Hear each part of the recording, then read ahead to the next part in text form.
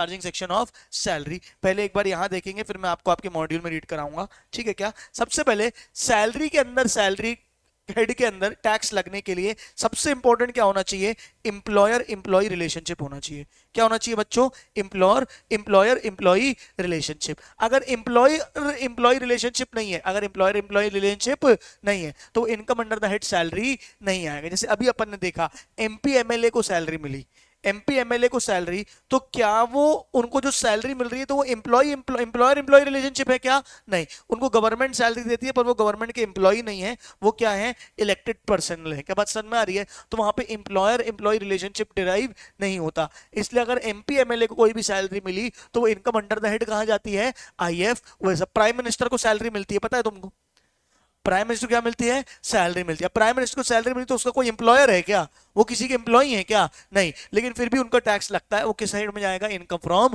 Other source. कहां जाएगा, income from other source. तो वही लिखा हुआ है,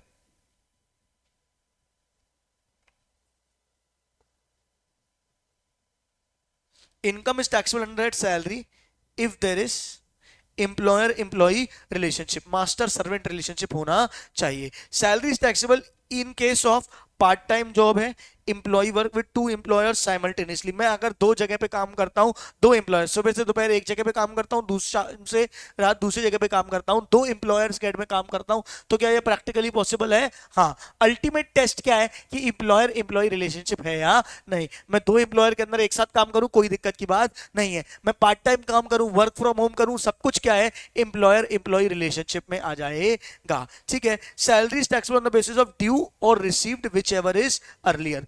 due or received whichever is earlier. क्या मतलब है due or receive whichever is earlier का, मतलब सैलरी ड्यू हो गई, मिली नहीं तो भी टैक्सेबल लग जाएगा। एडवांस में ले ली और अभी ड्यू नहीं हुई थी तो भी उसमें टैक्स लग जाएगा। तो आई रिपीट, कई बार एडवांस सैलरी ले लेते हैं ना हम कि भैया हमको एक काम करो, सैलरी एडवांस में दे दो, हम काम कर देंगे बाद में आपको। क्या बात समझ में आ रही है कि मेरे घर में शादी है, मुझे एडवांस सैलरी चाहिए, तो due or received whichever is earlier के बेसिस में क्या लग जाएगा, टैक्स लग जाएगा। देखो ये लिखा हुआ है, salary receive by partner from partnership firm. मैं पार्टनर फ्रॉम पार्टनरशिप फर्म हूं, मैं पार्टनरशिप, जैसे मैं, मेरे को आईटेक्स से सैलरी मिल रही है, मैं आईटेक्स में पार्टनर भी हूं और मुझे क्या मिल रही है, सैलरी। अब मुझे बताओ ये जो मुझे सैलरी मिल रही है, ये जो मुझे सैलरी मिल रही है ये क्या होगी बताओ, क्या मेरे लिए पीजीबीपी हेड में जाएगी कि सैलरी हेड में जाएगी, पीजीबीपी। क्या मेरा एम्प्लॉयर एम्प्लॉय रिलेशनशिप है, नहीं। क्या बस समझ में आ रही है, मैं सैलरी ड्रॉ जरूर कर रहा हूं पर यहाँ पे एम्प्लॉयर एम्प्लॉय रिलेशनशिप हेड नहीं आ रहा है, तो इसलिए कहां पे जाएगा, पीजीबीपी में। Salary receive by partner from partnership firm is taxable under the head PGPP.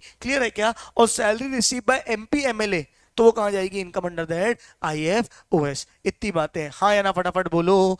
एक होता है कॉन्ट्रैक्ट ऑफ सर्विस और एक होता है कॉन्ट्रैक्ट फॉर सर्विस। एक होता है कॉन्ट्रैक्ट ऑफ सर्विस, एक होता है कॉन्ट्रैक्ट फॉर सर्विस। इन दोनों में मतलब का फर्क समझना ध्यान से। मैं एक इंसान हूं जो क्या करता हूं, ठेके लेता हूं। मुझे एक सर्विस मिली कि आपको आके हमारे घर में क्या करना है, पूरी लाइट फिटिंग करके जानी है। मैं गया, मैं जाके पूरे घर की आपकी लाइट फिटिंग करके आया, एक अमाउंट लेके गया। ये क्या है बेटा, ये क्या है बताओ मुझे, कॉन्ट्रैक्ट फॉर सर्विस। क्या है, कॉन्ट्रैक्ट फॉर सर्विस। मुझे कॉन्ट्रैक्ट मिला है आपके यहाँ पे कोई सर्विस करके जाने का, तो ये कहाँ जाएगा, पीजीबीबी में। आप मेरे एम्प्लॉय, जैसे आप घर में पेंटर बुलाते हो, क्या बुलाते हो, पेंटर, वो आके पुताई करके चला जाता है। बताओ क्या उसको आप सैलरी देते हो कि उसके प्रोफेशन का पैसा देते हो, उसके प्रोफेशन का पैसा देते हो। क्या बात समझ में आ रही है। एक सिंपल सा एग्जांपल देता हूं तुम्हें, अभी समझ में आ जाएगा। आपके घर में कोई एक पर्सन है जो सफाई करके चला जाता है और उसको आप हर महीने पैसा देते हो, तो ये क्या है, सैलरी। ये क्या है, salary. Contract of service, contract of service, हर महीने आके करके जाएगा। क्लियर है कि नहीं, फटाफट बताओ।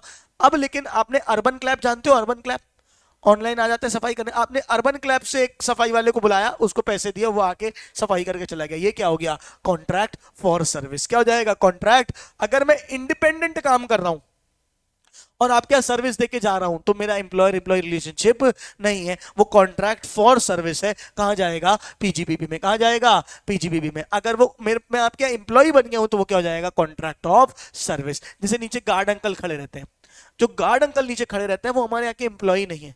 वो एम्प्लॉय क्यों नहीं है, हमने एक एजेंसी से बात कर रखी कि हर महीने हम आपको पैसा देंगे, आपको कोई गार्ड नीचे लगाने हैं। अगर गार्ड अंकल नौकरी छोड़ देते हैं, वो किनकी नौकरी में, वो एजेंसी की, वो अगर नौकरी छोड़ देते तो वो एजेंसी वाले दूसरे बंदा भेजेंगे। इसलिए देखना पहले दूसरे अंकल खड़े होते थे, अब दूसरे अंकल खड़े होते हैं, हो सकता है थोड़े समय में कोई और आ जाए। क्या बात समझ में आई? क्योंकि वो हमारे एम्प्लॉय नहीं है। तो हमारा उस एजेंसी के साथ क्या है?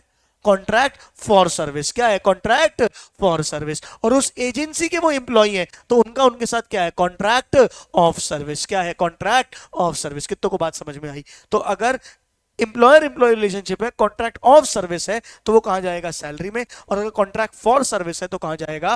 पीजी पीपी में। क्या बात समझ में आ रही है? हाँ या ना बोलो। फिर क्या है? Salary foregone is always taxable since it is merely application of income of salary. मतलब मैं कहीं पे जॉब करता था, मुझे सैलरी मिलने वाली थी, मैंने बोला कि यार इस बार यहाँ पे बाढ़ आई है, मैं अपनी सैलरी फॉरगॉन करता हूँ, मैं अपनी सैलरी माफ करता हूँ, मेरे को सैलरी मत दो। वो सैलरी क्या करना, आप वहां पे बाढ़ पीड़ितों में बंटवा देना।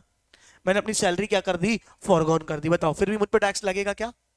हाँ लगेगा। मैंने तो कमाया ना, मैंने तो कमाया, मैंने बांट दिया, बात अलग है, मैंने सैलरी उठाई नहीं, पर ड्यू तो हो गई थी। क्या बात समझ में आ रही है? सैलरी फॉरगॉन, आपने सैलरी माफ कर दी कि चलो यार कंपनी की हालत खराब है हम नहीं उठाते, लेकिन फिर भी वो सैलरी फॉरगॉन है तो आपको टैक्स लगेगा। ये माना जाएगा कि वो एप्लीकेशन ऑफ सैलरी, आपको सैलरी मिली थी, आपने सैलरी बंटवा दी। क्या बात समझ में आ रही है? लेकिन आपने कमाई तो थी। क्या बात समझ में आ रही है? फिर भी उस पर टैक्स लग जाएगा। लेकिन अगर अगर मैंने अपनी सैलरी फॉरगॉन करी है, किसके लिए? गवर्नमेंट के लिए। Salary foregone salary surrendered to central government shall not be treated as salary। अगर सेंट्रल गवर्नमेंट के लिए मैंने, जैसे कोविड के टाइम पे लोगों ने अपनी सैलरी क्या कर दी थी? पीएम रिलीफ फंड में डलवा दी थी कि मैं अपनी सैलरी क्या करता हूँ? 50% सैलरी पीएम रिलीफ फंड में डलवाता हूँ, जिससे क्या होगा? लोगों को मदद होगी। क्या बात समझ में आ रही है? तो वो क्या हो जाएगा तुम्हारा? उसको सैलरी नहीं मानेंगे। पहली चीज, सैलरी फॉरगॉन सैलरी में ऐड होगी कि नहीं होगी? होगी। लेकिन salary foregone for central government, देखो उसने स्पेसिफिकली सेंट्रल गवर्नमेंट लिखा है, स्टेट गवर्नमेंट नहीं लिखा है, तो सेंट्रल गवर्नमेंट के लिए अगर फॉर कौन की गई है तो वो क्या हो जाएगा? सैलरी का पार्ट हो जाए, उसमें फिर सैलरी का पार्ट नहीं मानेंगे, टैक्स नहीं लगेगा। हाँ या ना फटाफट बोलो। अच्छा, अगर कई बार पता है क्या मिलता है? ज्वाइनिंग बोनस मिलता है। क्या मिलता है? Joining bonus. ज्वाइनिंग बोनस समझते हो? कि मैं आपके यहाँ पे ज्वाइन करता हूँ, मैंने किसी कंपनी में इंटरव्यू दिया, उनने ज्वाइन करने बोला, मैंने कहा मुझे 3 महीने लगेंगे ज्वाइन करने में, क्योंकि मुझे यहाँ पे क्या करना पड़ेगा? अपना जहाँ मैं जॉब कर रहा हूँ वहाँ रिजाइन करना पड़ेगा, वहाँ पे आना पड़ेगा। मेरे को बोला गया अगर आप जल्दी ज्वाइन करते हो तो आपको ज्वाइनिंग बोनस दिया जाएगा 1 लाख 1.5 लाख रुपए ऊपर से। जो आपकी सैलरी है वो तो मिलेगी मिलेगी, क्योंकि आपने ज्वाइन किया हमारे यहाँ, 1.5 लाख रुपए हम तुमको ज्वाइनिंग बोनस देंगे।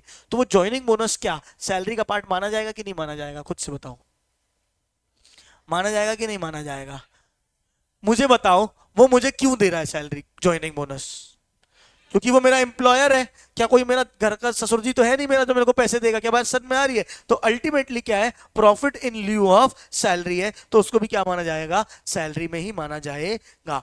Any amount receive before joining employment और आफ्टर सेशन ऑफ एम्प्लॉयमेंट, छोड़ के जा रहा हूं, मुझे फेयरवेल के रूप में कुछ ग्रेचुइटी का अमाउंट दिया गया, वो भी क्या माना जाएगा? सैलरी का अमाउंट पीजी पे, वो भी मतलब क्या माना जाएगा? सैलरी के हेड में ही आएगा। ठीक है क्या? अब हम पढ़ेंगे क्या क्या चीजें आती है, कैसे आती है। ये मैंने भी आपको सेक्शन 15 चार्जिंग सेक्शन पढ़ाया। मैं चाहता हूं एक बार अपनी मॉड्यूल में देखो ये सारी बातें कैसे कैसे लिखी हुई है।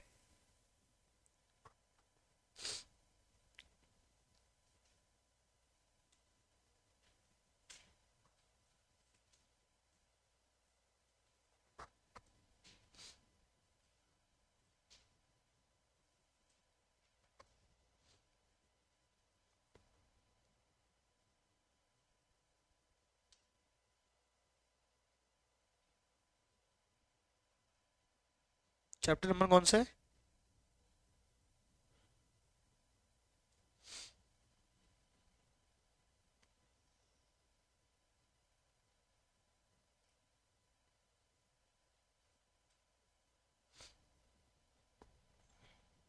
अब अपन को ये बताया, वही पहले उसने पहले वाले पैराग्राफ में वही लिखा है कि क्या होता है? एम्प्लॉयर एम्प्लॉय रिलेशनशिप होना चाहिए। अब इन्हें नीचे वाले एग्जांपल्स दिए हैं कि कौन कौन सी चीजों में एम्प्लॉयर एम्प्लॉय रिलेशनशिप आएगा, कौन कौन में एम्प्लॉयर एम्प्लॉय रिलेशनशिप नहीं आएगा। एक बार देखते हैं।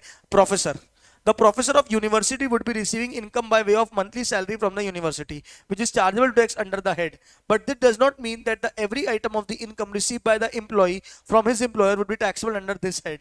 thus income by way of examinership fees, मतलब मैं यूनिवर्सिटी से सैलरी पा रहा हूं वो तो ठीक है, मुझे कई बार देखना स्कूल टीचरों को भी क्या बोलता है कि ये कोई गवर्नमेंट एग्जाम हो रहा है, गवर्नमेंट एग्जाम में जाके आप क्या करके आओ, एग्जामिनरशिप फी, एग्जामिनर मतलब वो इन्विजिलेटर बन के आओ। जैसे तुम्हारे सीएस का तुम एग्जाम देने जाते हो तो वो कॉलेज के टीचर वहां पे क्या रहते हैं, इन्विजिलेटर रहते हैं। तो उनको पैसा कौन देता होगा, आईसीएसआई। कौन पैसा देता होगा, आईसीएसआई। क्या बात समझ में आ रही है? भले भले वो कॉलेज के एम्प्लॉई हैं, वो उसी कारण से वहां पे हैं, लेकिन उनको जो पैसा मिला है वो एम्प्लॉयर एम्प्लॉय रिलेशनशिप के कारण नहीं मिला है। क्या बात समझ में आ रही है? तो वो income under the head salary नहीं जाएगा। या कहीं पेपर करेक्शन के लिए उनको रखा गया, क्या बात समझ में आ रही है, पेपर करेक्शन से यूनिवर्सिटी के लिए कहीं पे रखा गया और फिर वो किया, तो वो भी नहीं जाएगा। वही लिखा है, thus income by way of examinership fees received by a professor from the same university in which he is employed would not be charged under the head but must be taxed as income from other sources। Underline करो इसको, ये छोटी सी बात, बारीक सी बात question बन के आ जाती है। भले ही सेम यूनिवर्सिटी से उसको क्या मिला है,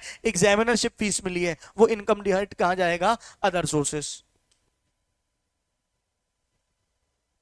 ठीक है, एम्प्लॉयर एम्प्लॉय रिलेशनशिप होना चाहिए और वो पैसा उस एम्प्लॉयर एम्प्लॉय रिलेशनशिप में जो कोर्स ऑफ सर्विस के लिए पैसा मिलता है वही काम होना चाहिए। क्या बात समझ में आ रही है? हाँ या ना फटाफट बोलो।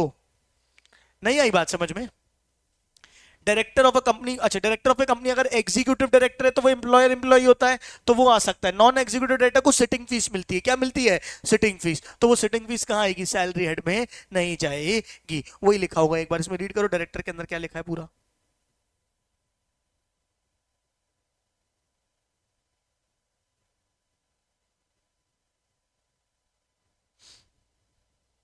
और जो डायरेक्टर की तरह उसको मिली है वो कहां जाएगी, इनकम फ्रॉम अदर सोर्सेस में।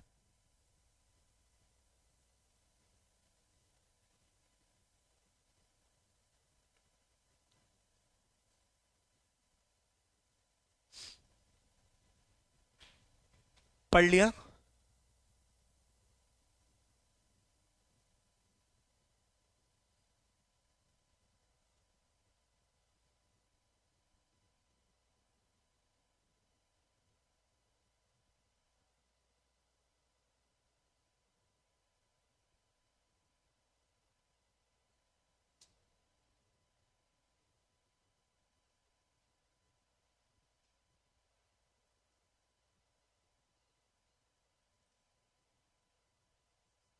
कौन सी सिटिंग फीस जो भी मिल रही है वो सब अदर सोर्सेस पे जाएगी। ठीक है, आगे आ जाओ। ऑफिशियल लिक्विडेटर, ऑफिशियल लिक्विडेटर कौन होता है कंपनी में, तुमने पढ़ा होगा। कोर्ट अपॉइंट करता है उसको, बोलो हाँ या नहीं, कोर्ट अपॉइंट करता है कि तुम जाके लिक्विडेशन करा के आओ, तो वो वहां पे गवर्नमेंट एम्प्लॉय हो गया। क्या हो गया, गवर्नमेंट एम्प्लॉय हो गया। तो उसको जो भी मिल रहा है वो कहां जाएगा, income under the head salaries जाएगा।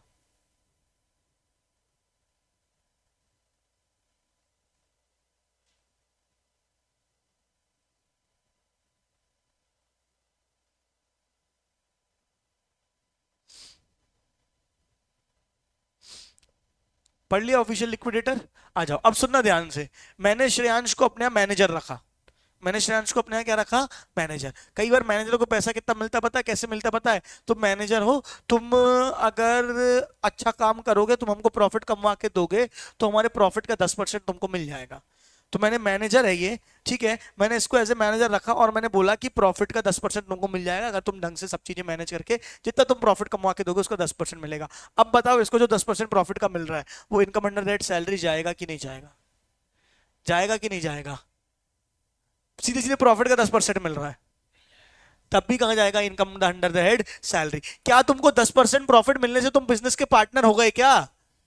पूरा अधिकार तो मेरा ही है। क्या बात समझ में आ रही है? वो तो तुमको सिर्फ मैंने सैलरी देने का तरीका बदला ना यार, मंथली सैलरी की जगह उसको प्रॉफिट के परसेंटेज पे कैलकुलेट कर लिया, दे दो तुमको मैं सैलरी रहा हूं। अच्छा, मैंने काम ये मैनेजर करता बना, इसको मैंने डायरेक्टर दिया है, बोल दिया कि तुम डायरेक्टर हो, ठीक है। क्या अगर तुम मैनेजर का काम कर रहे हो, चाहे तुम्हारा डेजिग्नेशन में कुछ भी रख दूं, नाम कुछ भी रख दूं, सब कुछ कहा जाएगा, और तुम्हें उस मैनेजमेंट के पैसे मिल रहे हैं, चाहे मंथली बेसिस में चाहे परसेंटेज बेसिस में, सब कुछ कहां जाएगा, income under the head salary जाएगा। कहां जाएगा, income under the head salary. एक बार पढ़ सकते हो, remuneration receive by a manager of a company even if is wrongly designated as a director or by any other name would be chargeable tax under the head regardless of the fact that the amount is payable to him monthly or is calculated at a percentage of companies profit. यहाँ पढ़ा ना, managers commission profit का इतना percent, 10% after charging before charging commission अपन calculate करते थे ना, तो वो सब क्या है, उसकी सैलरी तो है, भले परसेंटेज बेसिस में। तो क्या हुआ, नहीं आया, क्या आया? अगला, पार्टनर ऑफ ए फर्म, पढ़ चुके हैं, बताओ क्या होगा। कहाँ जाएगा? पीजीपीपी में। कहाँ जाएगा? पीजीपीपी में। पढ़ो।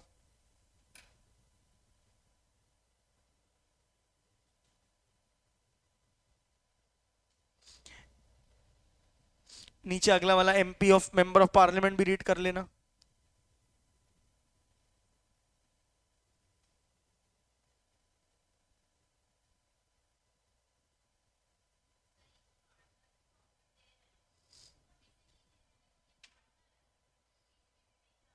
हाँ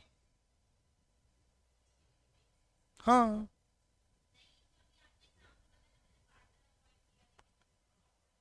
मैनेजर अपॉइंट किया, पार्टनर नहीं।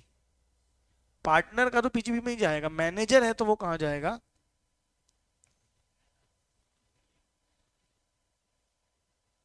क्या हो गया? नालायक, तेरे को अभी करना है। चलो चलो, यहां तक हो गया, यहां तक हो गया। मैनेजर हो गया, पार्टनर हो गया, एमपी हो गया, ठीक है। मेंबर ऑफ पार्लियामेंट आप रीड कर लोगे।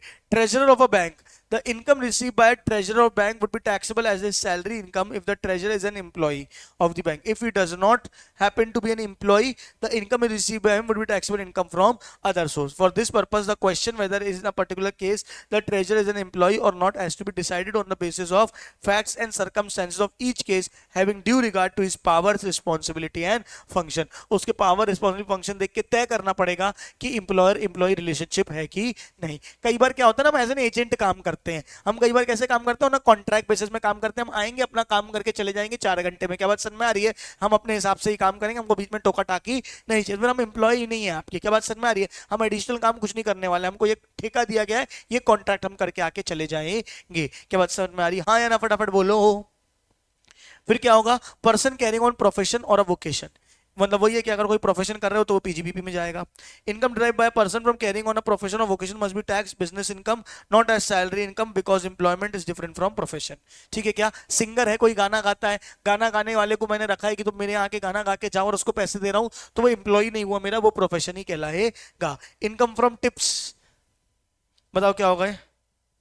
would be chargeable in the hands of employee as income from other sources. Tips are being received from customer. आप वेटर को जाके टिप दे के आते हो, तो वो जो टिप मिली है वो कहाँ जाएगी? इनकम फ्रॉम अदर सोर्सेस में, इनकम फ्रॉम सैलरी में नहीं जाएगी, क्योंकि वो आपको एम्प्लॉयर ने नहीं दिए, वो तो आपको आपके कस्टमर ने दिए डायरेक्टली। हाँ या ना, फटाफट बोलो। सैलरी रिसीव बाय जजेस is taxable under that salary even though they have no employer. ये कोर्ट, सुप्रीम कोर्ट का ऑर्डर था, ठीक है क्या? उसमें बताया गया है कि सैलरी जो जज को मिल रही है, भले उसमें उनका कोई एम्प्लॉयर नहीं है, लेकिन फिर भी क्या जाएगा? सैलरीज हेड में ही जाएगा। 10वां वाला पॉइंट इंपॉर्टेंट है। वैसे ये 10 के 10 पॉइंट इंपॉर्टेंट है, इससे कोई भी क्वेश्चन बन सकता है।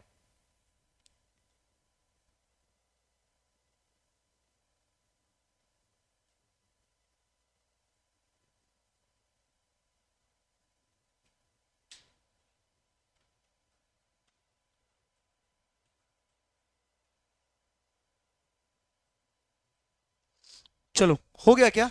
ये पूरा सेक्शन 15 मैंने आपको बता दिया है, जितनी बातें बताई है वही लिखी हुई हैं, ये आपको पूरा पढ़ के आना है।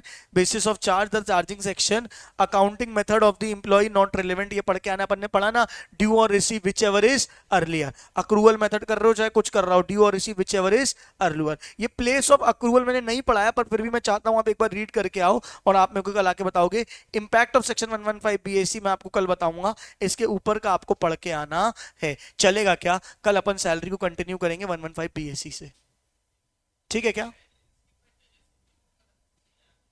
ये कोर्ट का ऑर्डर है, सीधे सीधे उसमें डिस्कशन चल रहा था कि एम्प्लॉयर एम्प्लॉय रिलेशनशिप नहीं है, पर ये केस लॉ हुआ था, उसमें कोर्ट का ऑर्डर है। कोर्ट का ऑर्डर आता है तो वो लॉ बन जाता है। क्या बात समझ में आ रही है?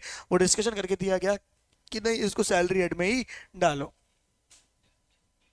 लगे तो उसको स्ट्राइक ऑफ कर सकते हो अगर मॉड्यूल में नहीं है तो, लेकिन समझना जरूरी है, इसलिए मैं आपको समझा पूरा दे रहा हूं। क्लियर है क्या? आइए, चार्जिंग सेक्शन हमने पढ़ लिया था कल। सैलरीज का क्या पढ़ा था चार्जिंग सेक्शन, बताओ? एम्प्लॉयर एम्प्लॉई रिलेशनशिप होना चाहिए, ठीक है क्या? अगर पार्टनरशिप फर्म में आपको कोई सैलरी मिली है तो वो पीजीबीपी में जाएगी। अगर एमपी एमएलए कोई सैलरी मिले तो आईएफओएस में जाएगी। क्या बात समझ में आ रही है? फिर हमने क्या पढ़ा था? Profit on leave of salary. अगर मान के चलो सैलरी के साथ साथ मुझे कुछ ज्वाइनिंग बोनस मिलता है या छोड़ रहा हूं तो कुछ अमाउंट मिलता है, वो भी सब कहां पे जाएगा? सैलरी में। ये पूरे सैलरी चैप्टर का सार है। इतना आपको पढ़ना है सैलरी चैप्टर में, एक एक करके सबके बारे में डिटेल में पढ़ेंगे। आपकी मॉड्यूल से भी आपको क्लिक करें, बस इतना ही है सैलरी चैप्टर में। देखने में इतना सा लग रहा है ना? रेडियो की आवाज कहाँ से आ रही? हाँ, देखो क्या क्या मिलता है, एक बार ये सारी चीजें ऐड करके फाइनल नेट सैलरी आती है। क्या क्या होता है एक बार समझते हैं। क्या है बेसिक सैलरी? क्या है बेसिक सैलरी? ये कैसे निकलेगी? नोट वन में अलग अलग सबके लिए नोट दिए हुए हैं, एक एक करके सबके बारे में पढ़ने वाले हैं। फिर क्या आएगा? Dearness allowance. क्या होगा? Dearness allowance. What is dearness allowance? महंगाई भत्ता। क्या होता है? महंगाई भत्ता। कि जो महंगाई बढ़ रही है ना, उसके कारण एक्स्ट्रा सैलरी आपकी 20 साल में बढ़ा दी जाती है और आपको महंगाई को मीट करने के लिए एक्स्ट्रा अमाउंट दिया जाता है, उसको बोलते हैं डियरनेस अलाउंस। क्या बोलते हैं? Dearness allowance. फिर क्या मिलती है? कमीशन। फिर क्या मिलता है? कोई बोनस। फिर क्या मिलता है? कोई एडवांस सैलरी या अरियर सैलरी के बाद समझिए। फिर क्या मिलती है? ग्रेचुइटी। क्या मिलती है? ग्रेचुइटी। What is gratuity? जब आप रिटायर हो रहे हो तो आपको ऐसे ग्रेटिट्यूड जो अमाउंट दिया जाता है, ग्रेचुइटी कुछ मिला वो, पेंशन मिलती है वो, ठीक है। Leave salary. What is leave salary? नहीं, छोड़ के जा रहे हो नहीं, आपने छुट्टियां मिली थी, आपने छुट्टियां ली नहीं, तो वो लीव इनकैशमेंट हो गया। क्या हो गया? Leave encashment. आपने छुट्टियां ली थी, उसका बदले में आपको पैसा मिल गया। अलाउंसेस बहुत सारे होते हैं, वो पीएफ का पैसा मिला वो। वॉलेंट्री रिटायरमेंट अगर आपने लिए तो उसका क्या ट्रीटमेंट होगा? सुपर एनुएशन फंड, रिट्रेंचमेंट कंपेंसेशन और परक्विजिट्स। इतनी चीजों को करके आपकी तुम्हारी क्या जाती है? ग्रॉस सैलरी आ जाती है। क्या जाती है? Gross salary. ग्रॉस सैलरी में आपको डिडक्शन मिलता है, हर बार प्रोफेशनल टैक्स डिडक्शन मिलता है, एंटरटेनमेंट अलाउंस डिडक्शन मिलता है और एक स्टैंडर्ड डिडक्शन मिलता है, तो आपकी क्या जाती है? Net salary. ऐसे करके सैलरी कैलकुलेट की जाती है। देखने सुनने में बड़ा अच्छा लग रहा है। अभी अपन एक एक करके एक एक के बारे में डिस्कस करने वाले हैं। लिमिट्स इसमें बहुत ज्यादा है, तो आपको लिमिट्स थोड़ी सी याद रखनी पड़ेंगी। इस चैप्टर में शुरू होने के पहले ही मैंने आपको बता दिया। Are you all there with me? हाँ या ना बोलो। पहली चीज क्या है? Basic salary. क्या है? Basic salary. It is fully taxable. Obvious सी बात है। बेसिक सैलरी क्या रहेगी? अगर चाहो तो यहां पे लिख देता हूं मैं, बेसिक सैलरी इज व्हाट बेटा? हमेशा फुल्ली टैक्सेबल। क्लियर है क्या? आपके मॉड्यूल में यहां वहां कहानी चलेगी, मैं मॉड्यूल से आपको कनेक्ट कराऊंगा पूरा, मत परेशान होना। उसके बाद क्या आता है? Dearness allowance. क्या आता है? Dearness allowance. डियरनेस अलाउंस के बारे में ये बातें एकदम अच्छे से कहीं पे अगर अपनी बुक में या कहीं पे भी नोट करके जाना चाहो तो चाहो। डियरनेस अलाउंस क्या होता है? महंगाई भत्ता। क्या होता है? महंगाई भत्ता। डियरनेस अलाउंस दो प्रकार के होते हैं, एक होता है डीए इन टर्म्स और दूसरा क्या होता है? DA not in terms.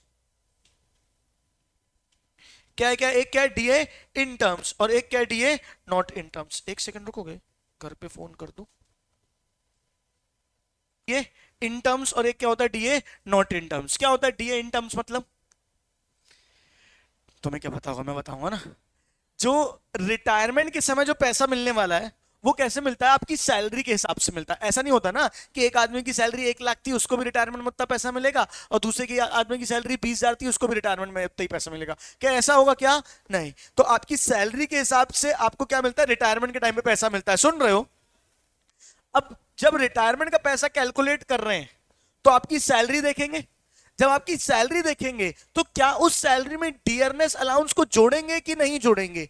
अगर डियरनेस अलाउंस को जोड़ेंगे, आपको ऐसा डियरनेस अलाउंस दिया जा रहा है जो सैलरी में जाके ऐड होगा व्हाइल कैलकुलेटिंग रिटायरमेंट बेनिफिट्स, तो वो जो डीए है वो क्या कहलाता है? DA in terms. वो क्या कहलाता है? DA in terms. अगर सीधी सादी सी बात बताऊं, हमारे टर्म्स ऑफ कॉन्ट्रैक्ट में है कि आपको डीए मिलेगा और वो डीए रिटायरमेंट कैलकुलेशन में ऐड होगा, तो वो डीए कौन सा है? DA in terms. कौन सा है? DA in terms. दूसरा क्या है? अभी मैं आपको डीए दे रहा हूं लेकिन ये सैलरी में ऐड नहीं होगा while calculating what? Retirement benefits, तो वो क्या कहलाएगा? DA not in terms. कितनों को समझ में आई बात? तो एक होता है डीए इन टर्म्स, एक होता है नॉट इन टर्म्स। क्या होता है डीए इन टर्म्स? जो सैलरी में ऐड होता है, और डीए नॉट इन टर्म्स जो सैलरी में ऐड नहीं होता है। DA is fully taxable but is in terms और नॉट इन टर्म्स। डीए चाहे इन टर्म्स हो चाहे नॉट इन टर्म्स हो, फुल्ली टैक्सेबल होगा। क्या बात समझ में आ रही है? DA in terms means forming part of the retirement benefit calculation in all the formulas. DA is considered only if it is in terms. If nothing is given about DA, then assume not in terms. क्या बात समझ में आ रही है? सारी calculation में क्या use करते हैं? DA in terms यूज करते हैं। और अगर क्वेश्चन में कुछ नहीं बोला है, सिर्फ DA बोला है, तो आप क्या मान लोगे? इन टर्म्स है कि नॉट इन टर्म्स है? वो क्या है? नॉट इन टर्म्स है मानेंगे। Then you assume it is not in terms. Clearly बोलना पड़ता है कि डीए क्या है? इन टर्म्स है। अगर नहीं बोला, अगर नहीं बोला तो वो क्या है बेटा? Not in terms. क्या है बेटा? वो नॉट इन टर्म्स। कितनों को समझ में आ गई बात? हाथ उठाओ। पक्का?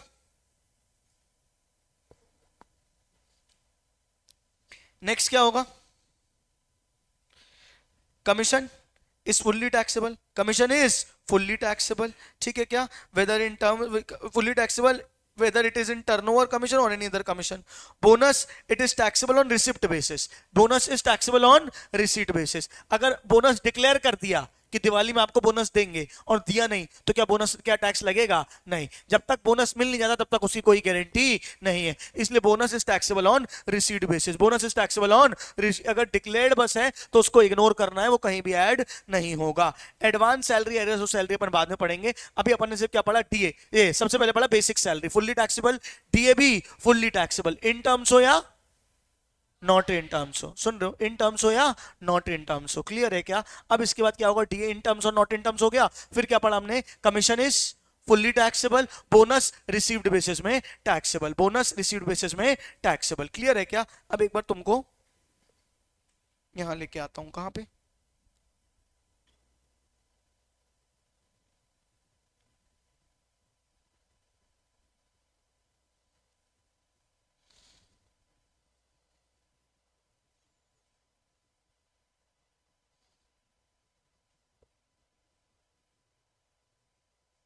मॉड्यूल में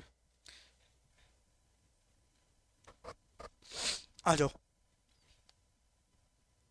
क्या है मॉड्यूल, क्या बोल रही है? देखो, ये प्रोफेसर, ये सब हमने कल पढ़ लिया था, याद है आपको? ठीक है, अब ये पढ़ना था 115, ये मैंने पढ़ के आने बोला था। 115 बीएससी में बाद में पढ़ाऊंगा, क्योंकि 115 बीएससी पता है क्या बोल रहा है? कौन सा खर्चा अलाउड है, कौन सा खर्चा नॉट अलाउड है। जब एक बार बेसिक पढ़ लोगे ना तो 115 बीएससी में क्या मिल रहा है क्या नहीं मिल रहा है ये पढ़ना थोड़ा सा आसान हो जाएगा। इसलिए 115 बीएससी को मैं अभी स्किप कर रहा हूं, वो एक साथ करूंगा मैं। आ जाओ, सबसे पहले मैं यहाँ पे आ रहा हूं अलाउंसेस में। किस में आ रहा हूं? अलाउंसेस में। देख रहे हो क्या है? What do you mean by allowances? क्या होता है अलाउंसेस? समझना, दो तीन अलग अलग चीजें, अलग अलग वर्ड्स होते हैं। एक होता है अलाउंस और एक होता है परक्विजिट्स। एक क्या होता है? अलाउंस और एक होता है परक्विजिट्स। मैंने तुमको घूमने के लिए गाड़ी दे दी, तो मेरे एम्प्लॉय हो, और मैंने तुमको क्या दे दी कि आप हमारे ज्वाइन किए, ये रहा आपका बंगला, ये रही आपकी गाड़ी। ये क्या है बेटा? परक्विजिट्स। क्या है? परक्विजिट्स। जब इंप्लॉयर आपको कोई, याद रखना सैलरी हेड में अपन आ गए, दिमाग में सैलरी हेड चलाओ। अगर इंप्लॉयर आपको कोई भी क्या देता है?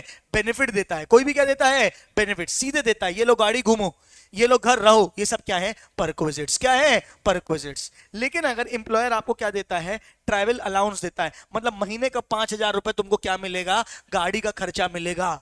अब चाहे खर्चा हो चाहे ना हो, मुझे उससे लेने देने नहीं है। महीने का 5,000 रुपए तुमको मिलेगा, तो मैं घर का किराया मिलेगा 15,000 रुपए महीना। क्या बात समझ में आ रही है? एक्चुअल खर्चा चाहे 18 हो चाहे 5 हो, तुम्हें 15,000 रुपए मिलेगा। जो अलाउंसेस, जो पैसे के रूप में मिलते हैं, वो क्या होते हैं? अलाउंसेस। घर ही दे दिया तो वो क्या हो जाता है? परक्विजिट्स। क्लियर है क्या? अलाउंसेस अलग अलग प्रकार के होते हैं। एक होते हैं फुल्ली टैक्सेबल, पार्टली टैक्सेबल और फुल्ली एक्सेप्ट। क्या क्या क्या?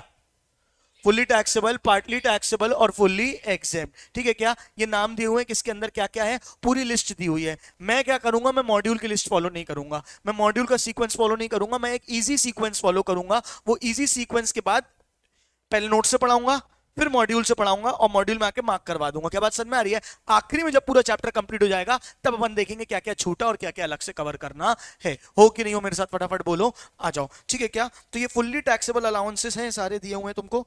ये पार्टली टैक्सेबल अलाउंसेस तुमको दिए हुए हैं।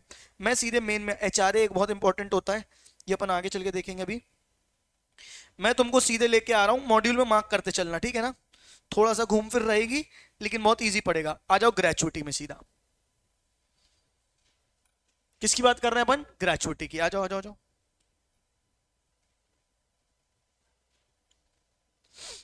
ग्रेचुइटी होता क्या है पहले तो ये बताओ। ठीक है, जो आपको एज ए ग्रेटिट्यूड पैसा दिया जा रहा है कि आप हमारे यहाँ काम कर रहे हैं, उसका आपको पैसा दिया जा रहा है, वो क्या कहलाता है? तुम्हारा ग्रेचुइटी। क्लियर है क्या? आओ एक बार यहाँ देख लो ग्रेचुइटी कैसे कैलकुलेट होती है।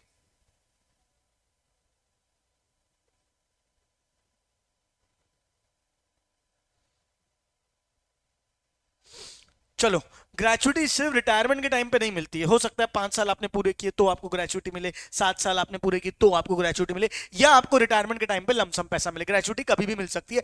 Gratuity is nothing, just a gratitude, just a gratitude. क्या बात समझ में आ रही है? तो ग्रेचुइटी दो प्रकार से मिल सकती है, ड्यूरिंग द एम्प्लॉयमेंट। क्या क्या क्या? During the employment. Mundu near को स्ट्रेट बैठो। नौकरी करते करते एक दिन मेरे बॉस ने मेरे को बुलाया, बोले ओ हो क्या बैच लिया तुमने, क्या पढ़ाया, मजा ही आ गई, ये लीजिए ये अमाउंट फॉर अ ग्रेचुइटी। तो ये जो ग्रेचुइटी का अमाउंट है ड्यूरिंग द एम्प्लॉयमेंट जो भी मिला है वो क्या हो जाएगा? Fully taxable. क्या हो जाएगा? Fully taxable for all employees, for all employees, government या नॉन गवर्नमेंट कोई भी हो। हाँ या नहीं? काम करते करते ग्रेचुइटी मिली तो ये आपकी सैलरी ही है एक तरीके से। क्या बात समझ में आ रही है? सुन रहे हो? तो ये क्या हो जाएगा? Fully taxable. क्या हो जाएगा? Fully taxable. अच्छा, अगर आप क्या हो, रिटायर हो रहे हो और आपको ग्रेचुइटी दी जा रही है, याद रखना बेटा, जो सरकारी इंप्लॉई है ना बेटा, वो दामाद है हमारा। क्या है बेटा? दामाद जी। जो सरकारी इंप्लॉई है वो क्या है बेटा? दामाद जी। बताओ, दामाद जी से टैक्स लेना अच्छा लगेगा क्या? नहीं। क्या बात समझ में? सरकार के दामाद जी हैं, वो गवर्नमेंट एम्प्लॉई हैं। क्या बात समझ में आ रही है? तो गवर्नमेंट एम्प्लॉई दामाद जी होते हैं। दामाद जी पे अगर रिटायरमेंट के टाइम पे कोई भी ग्रेचुइटी मिली तो क्या हो जाएगी? वो फुल्ली एग्जेम्प्ट। क्या हो जाएगी? Fully exempt. सरकारी इंप्लॉई जब ऐसे रिटायर हो रहा है, बड़ा सा पेट लेके ऐसे पूरा ग्रेचुइटी का अमाउंट ले रहा है और जो लेके घर में जा रहा है, तो ये जो ग्रेचुइटी का अमाउंट घर पे लेके जा रहा है, इस पे कोई टैक्स लगेगा नहीं। फुल्ली क्या हो जाएगा? एग्जेम्प्ट। बेचारा प्राइवेट इंप्लॉई, ठीक है, ये कौन है बेटा? Private employ. प्राइवेट एम्प्लॉय क्या है बेटा? अब प्राइवेट एम्प्लॉय भी दो प्रकार के होते हैं, एक होता है पोगा एम्प्लॉय और एक होता है नॉन पोगा एम्प्लॉय। पोंगा, पोंगा नहीं, पोगा। पोगा क्या होता है? जिसके अंदर जो पेमेंट ऑफ ग्रेचुइटी एक्ट के अंदर एम्प्लॉय की डेफिनेशन में आता है। समझ में आ रहे हो? पोगा एक पेमेंट ऑफ ग्रेचुइटी एक्ट है, उसके तहत जो कवर होता है जिनको सैलरी मिलती थी, पोगा की एक डेफिनेशन है किस किस को ग्रेचुइटी दी जाएगी। अगर उस डेफिनेशन के अंदर आता है तो वो क्या है? पोगा एम्प्लॉय। और अगर वो ग्रेचुइटी की डेफिनेशन के अंदर नहीं आता है तो वो क्या है? नॉन पोगा एम्प्लॉय। अब मान के चलो तुम ग्रेचुइटी की डेफिनेशन में आते हो तो तुम पोगा एम्प्लॉय हो, और तुम ग्रेचुइटी डेफिनेशन में नहीं आती हो तो तुम नॉन पोगा एम्प्लॉय हो। लेकिन ग्रेचुइटी मैंने दी दोनों को है, दी मैंने दोनों को है, तो तुम कौन से एम्प्लॉय हुए? पोगा एम्प्लॉय। और तुम कौन सी एम्प्लॉय हुई? नॉन पोगा एम्प्लॉय। बहुत ध्यान सुनना, पोगा एम्प्लॉय को जितनी भी ग्रेचुइटी मिली, सुन रहे हो?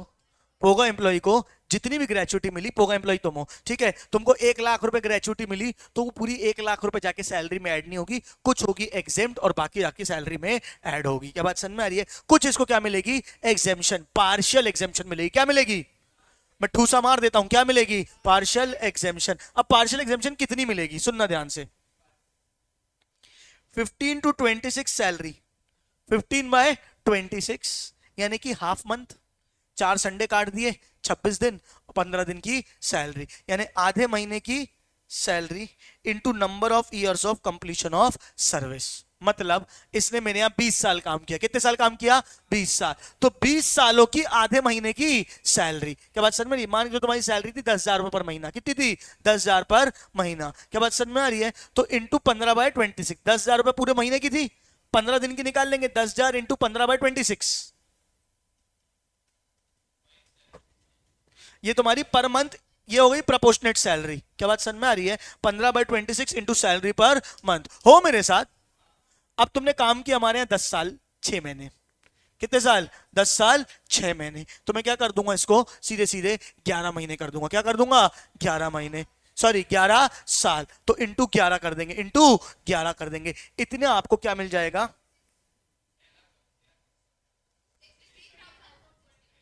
वो वो अमाउंट जो आपने निकाला वो, या तो फिर अमाउंट ऑफ ग्रेचुइटी रिसीव्ड, या तो फिर maximum 20 lakh, which ever is less. इतना आपको क्या मिलेगा? एग्जेम्पशन मिलेगा। इतना आपको क्या मिलेगा? एग्जेम्पशन मिलेगा। I repeat, I repeat, I repeat, आप कौन से एम्प्लॉय हो? पोगा एम्प्लॉय। आपकी लास्ट सैलरी कितनी थी? मैंने पूछी, फॉर एग्जांपल आपने बोली सर हमारी लास्ट सैलरी 40,000 रुपए महीना थी। कितनी थी? 40,000 पर महीना की 40,000 थी। 15 दिन की कितनी हुई? 40,000 इंटू 15/26,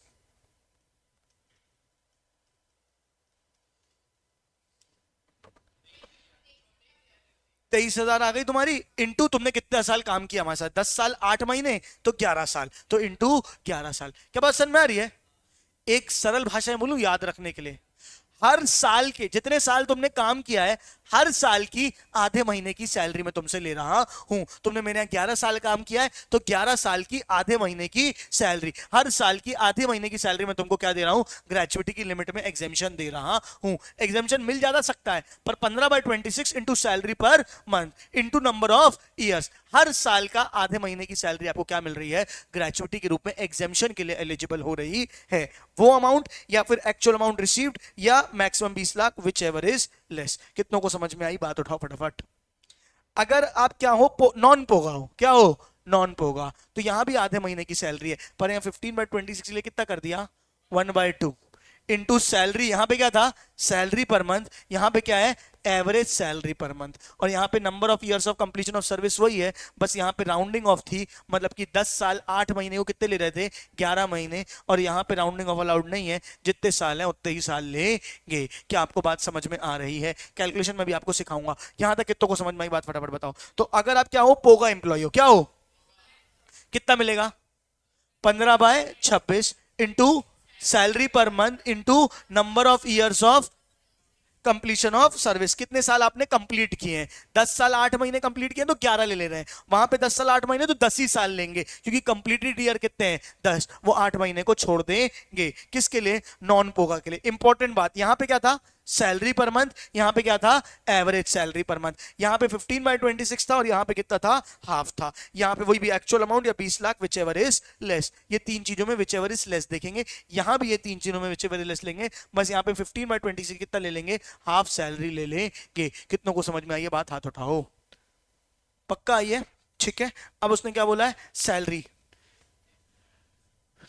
जितना तुमको ग्रेचुइटी मिला, वो ये तीनों में विच एवर इज लेस। अब ये करके दिखाऊंगा ना एग्जांपल में, यहां तक समझ में आई। अच्छा, अब क्या बोल रहा है, सैलरी पर मंथ, पोगा के लिए क्या बोली थी, salary per month, salary per month कुछ नहीं दिया है तो सीधे सीधे latest basic salary per month, latest basic salary per month. और बेसिक सैलरी में क्या क्या जोड़ेंगे, लेटेस्ट डीए, मतलब सैलरी प्लस डीए, क्या क्या, सैलरी प्लस डीए, और डीए कौन सा, बोथ, बोथ मतलब in terms and not in terms, दोनों को जोड़ेंगे। और सिर्फ ये एक जगह है और एक और जगह है पूरे सैलरी चैप्टर में, सिर्फ दो जगह है जहां पे दोनों डीए लिए जाते हैं, in terms and not in terms. बाकी सब जगह सिर्फ क्या लिया जाता है, डीए इन टर्म्स। क्या लिया जाता है, DA in terms. I repeat, सिर्फ ग्रेचुइटी इकलौती ऐसी जगह है, और आगे चल के एक जगह और आएगी, पूरे चैप्टर में सिर्फ दो जगह है जहां पे क्या आता है, बोथ डीए आता है, वरना बाकी सब जगह क्या आता है, डीए इन टर्म्स। क्या आता है, डीए इन टर्म्स, वो अभी अपन सीखेंगे। ये कितनों को समझ में, हाथ उठाओ। तो क्या क्या मिलेगा उसको, लेटेस्ट बेसिक सैलरी लेनी है हमको, क्या लेनी है, latest basic salary plus latest DA, और एवरेज सैलरी है तो क्या लेना है, average salary of last 10 months, average DA of last 10 months, और average turnover commission of last 10 months. इतना जोड़ेंगे। एक सेकंड देखो, मैं आया।